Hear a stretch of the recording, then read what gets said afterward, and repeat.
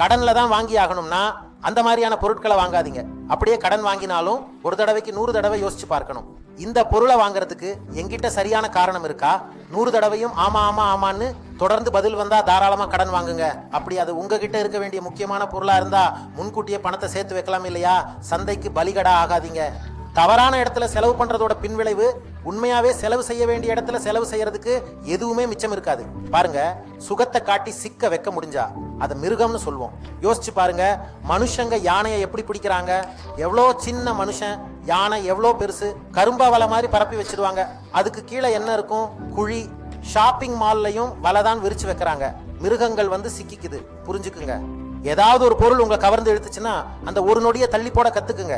தள்ளி போடுறப்ப கஷ்டமா தான் இருக்கும். ஆனா அந்த நொடிக்கு பலியாகிட்டீங்கன்னா நீண்ட காலம் கஷ்டப்பட வேண்டி இருக்கும். ஆசை வெறி கொஞ்ச நேரம் தான், ஆனா அதோட விளைவு நெடுங்காலத்துக்கு இருக்கும்.